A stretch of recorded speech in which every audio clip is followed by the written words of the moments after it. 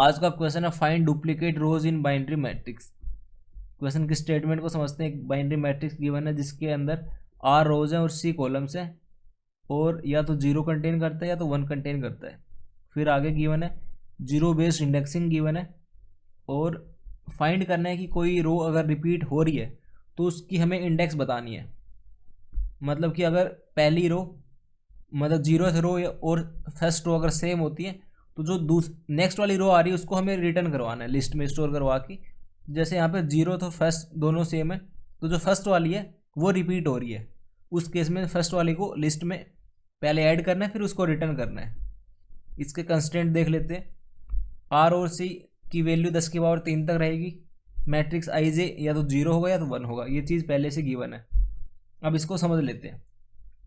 Matrix में number of rose given है और नंबर ऑफ कॉलम्स गिवन है। मतलब एक मैट्रिक्स गिवन है जिसके अंदर रो होंगे और जिसके अंदर कॉलम्स होंगे। रो क्या होगा और कॉलम क्या होगा यहाँ से पता चलेगा। जिसके अंदर m रो है और n कॉलम है, ये कैसे पता चले? इसके लिए हमें ड्राइवर कोड को देखना पड़ेगा। ड्राइवर कोड में लिखा होगा, यहाँ पर इनपुट लिया हुआ है n और m, फिर एक एरे डिक्लेयर करिए जिसमें n रो है।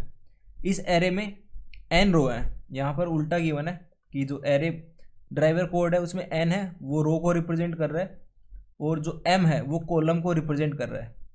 और जो ये वाली मैट्रिक्स है इसमें स्विच कैसे हो रहा है उसको देखते हैं। यहाँ पर जब एक एरे लिस्ट बनाई है आंसर नाम की जिसके अंदर सॉल्यूशंस पुट कर रहे हैं, और जो रिपीटेड रोज वाला फंक्शन है जिसके अंदर हम कोड लिखेंगे ये वाला, इसके अंदर एरे पास करिए, इसके अंदर n पास करा है और इसके अंदर m पास करा है। इसमें जो ये n है एरे के आगे n, यहाँ पर एरे तो गिवन है मैट्रिक्स की फॉर्म में, फिर जो n है वो m से स्विच कर दिया। मतलब जो एरे में इस एरे का जो नंबर ऑफ रोज है उसको हमने m बना दिया, तो मैट्रिक्स में जो m होगा वो नंबर ऑफ रोज होगी और जो n होगा वो नंबर ऑफ कॉलम्स होगा। ये थोड़ा सा स्विच कर दिया और हमने इसको ड्राइवर कोड में देख भी लिया। अब इसको समझते हैं करना कैसे और फिर इसका कोड करेंगे। यहाँ तक एक बार फिर से रिपीट कर देता हूँ। क्वेश्चन में एक मैट्रिक्स गिवन है जिसके अंदर से दो तरह के एलिमेंट है, या तो जीरो होगा या तो वन होगा, और मैट्रिक्स में नंबर ऑफ रोज m की फॉर्म में गिवन है, नंबर ऑफ कॉलम्स n की फॉर्म में गिवन है।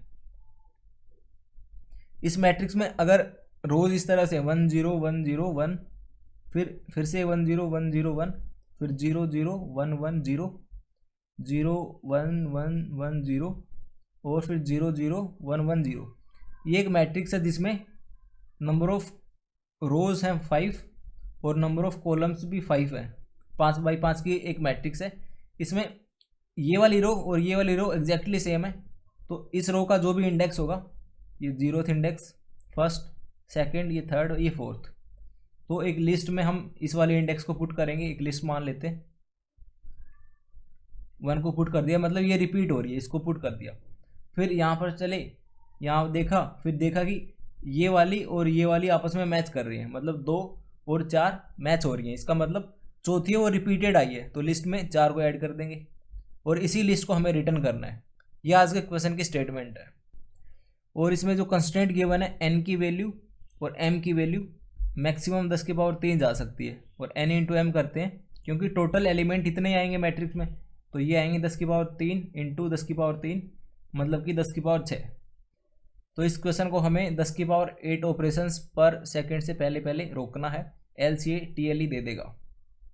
तो इसको हम इजीली कर सकते हैं क्योंकि इसमें सिर्फ हमें चेक करना है एक रो दूसरी रो से मैच कर रही है या नहीं कर रही। तो इसको हम एक तो हैश मैप यूज़ करके कर सकते हैं। हैश मैप में भी अगर डुप्लीकेट आइटम्स होते हैं उनको चेक करते हैं हम, और दूसरा हैश सेट ले सकते हैं। यहाँ पर जो भी आपको अच्छा लगे इन दोनों में से कोई सा भी यूज़ कर सकते हैं।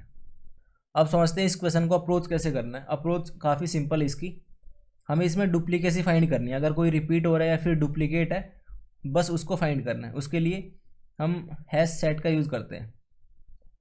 हैश सेट बेसिकली क्या करता है, जैसे मान लेते हैं एक सेट है जिसमें 1 है, 2 है, 3 है, वो 4 है, और अगर हम इस सेट में, ये सेट है, अगर इसमें हम 5 को ऐड करना चाहें, इस तरह से लिखेंगे कि सेट डॉट ऐड 5, तो ये 5 को कर देगा ऐड, यहाँ पर 5 और आ जाएगा। फिर इसको हम बोलेंगे कि 1 और 5 को ऐड कर, 1 और 5 को कर, तो ये पहले 5 को ऐड करेगा यहाँ पर, फिर देखेगा कि ये वाला 5 और ये वाला 5 मैच कर रहा है, तो 1 को रिमूव कर देगा। ये बेसिकली एक को ही रखता है और जो डुप्लीकेट आइटम्स आते हैं उनको रिमूव कर देता है। तो या तो हम इसका यूज़ कर सकते हैं हैश सेट का, या तो हम हैश मैप का भी यूज़ कर सकते हैं, क्योंकि इसका काम भी बेसिकली यही है। अगर कोई डुप्लीकेट आइटम आता है तो उसको अलग अलग स्टोर करने के बजाय उसकी रेपुटेशन को एक जगह स्टोर करके रखता है। जैसे कि मान लेते हैं ये एक मैप है, इसमें एक है वो 3 बार है, फिर जो 2 है वो मान लेते हैं वो भी 3 बार है, 3 है वो 1 बार ही है। अगर हम 1 और 3 को ऐड करना चाहें इसके अंदर, तो ये 1 और 3 को ऐड करेगा, जो ये 1 है इसको 2 कर देगा, इसकी एक फ्रीक्वेंसी बढ़ा देगा। तो हम यहाँ पर या तो ये वाली चीज़ यूज़ कर सकते हैं या तो हैश सेट यूज़ कर सकते हैं। अब समझते हैं कि जो ये हैश मैप है और हैश सेट है इसका यूज़ किस तरह से करना है। हमें ये तो पता चल गया कि जब भी कोई डुप्लीकेट आइटम हो या रेपिटेड आइटम हो या फिर फ्रीक्वेंसी ऊपर नीचे करनी हो तो हमें हैश मैप या हैश सेट का यूज़ करना होता है। पर इनको करेंगे कैसे वो समझते हैं। तो एक चीज़ और इस क्वेश्चन में गिवन है, जो मैट्रिक्स है उसके जो एलिमेंट्स हैं उनकी रेंज गिवन है। रेंज मतलब कि जो एलिमेंट्स हैं उनमें वो तो या तो 0 हो सकते हैं या तो 1 हो सकते हैं। ये चीज़ हमें गिवन है और इसी का यूज़ करेंगे। इसका यूज़ ऐसे करेंगे, मान लेते हैं एक रो है पर्टिकुलर जिसके अंदर एलिमेंट है 0 है, फिर 1 है 1 है, 2 तो हो नहीं सकता, 1 है, फिर 0 है 0 है और 1 है। और एक और रो मान लेते हैं 0 1 0 1 0 1 0, इसके अंदर 3 3 6 और एक 7 एलिमेंट है, यहाँ पर 3 और 3 6 और एक 7, ठीक है। तो ये 2 रो, इन दोनों रोज़ का अगर मैं स्ट्रिंग में कन्वर्ट कर दूँ इन दोनों को, तो ये इस तरह से बनेगा 0 1 1 1 0 0 1, और ये वाली रो इस तरह से बनेगी 0 1 0 1 0 1 0। अब इनको स्ट्रिंग बना के अगर हैश सेट या फिर हैश मैप में स्टोर करते जाएं, मान लेते हैं हैश सेट में स्टोर करते हैं, इसको भी कर दिया स्टोर, इसको भी कर दिया स्टोर, इसी तरह से आगे और आते जाएंगे, उन सभी को स्टोर कर दिया। तो जैसे कोई डुप्लीकेट आएगी साथ साथ हम चेक करते रहेंगे। जैसे इसको जब स्टोर करेंगे या फिर जब इसको भी स्टोर कर रहे होंगे, चेक करेंगे क्या ये वाली ऑलरेडी आ चुकी है। अगर आ चुकी होगी तो हमें यहाँ से पता चल जाएगा हैश सेट से। अगर आ चुकी होगी तो जो भी इसका इंडेक्स होगा उसको हम एक लिस्ट में स्टोर करवा लेंगे, और अगर नहीं आई होगी तो इसको भी हम ऐड कर देंगे हैश सेट में। फिर इसी तरह से नेक्स्ट वाली रो को स्ट्रिंग में कन्वर्ट करेंगे, उसको चेक करेंगे हैश सेट में, अगर वो पहले से होगी तो लिस्ट में उसकी इंडेक्स को स्टोर करवा देंगे, अगर नहीं होगी तो उसको भी ऐड कर देंगे। तो ये सेम चीज़ जितने भी रोज़ हैं उन सभी के साथ करेंगे, तो हर एक रो की स्ट्रिंग की फॉर्म हमारे पास आ जाएगी एक हैश सेट के फॉर्म में। और जैसे ही उस स्ट्रिंग या फिर उस रो का रेपिटेशन हमें मिलेगा दूसरी रो में, तो हम डायरेक्टली बता पाएंगे कि कौन सी वाली इंडेक्स है वो, और उस इंडेक्स को एक लिस्ट में स्टोर करते जाएंगे और एंड में उसको रिटर्न कर देंगे। तो इसको कोड कर लेते हैं अब। तो सबसे पहले एक एरे लिस्ट ले लेते हैं जिसको रिटर्न करना होगा। लिस्ट न्यू एरे लिस्ट, एक हैश सेट ले लेते हैं, हैश सेट ऑफ इंटीजर नहीं स्ट्रिंग का, इसका नाम फिर न्यू हैश सेट।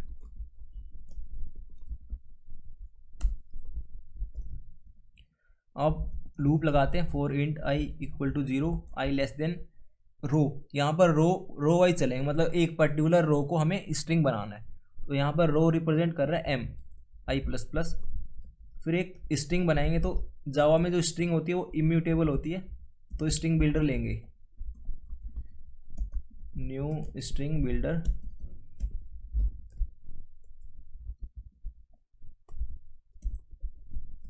अब फिर से लूप लगाएंगे, अब कॉलम वाइज चलेंगे, हर एक कॉलम में जो भी एलिमेंट होगा उसको स्ट्रिंग बिल्डर में अपेंड करते जाएंगे। तो उसकी एक स्ट्रिंग बना लेंगे for int j equal to 0 j less than n j plus plus s b dot append matrix i J.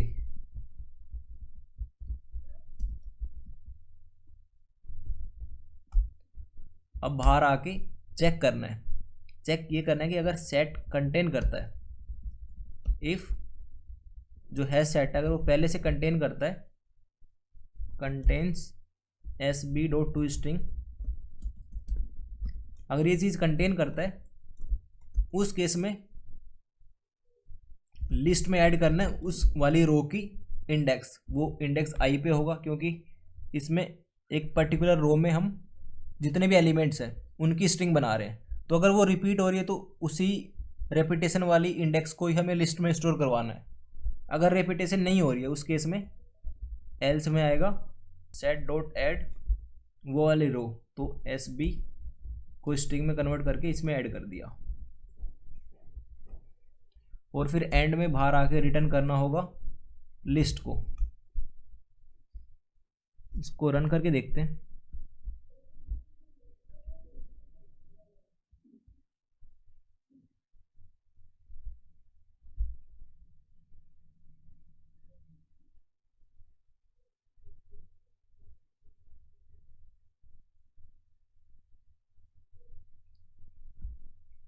Okay, तो ये आज का POTD।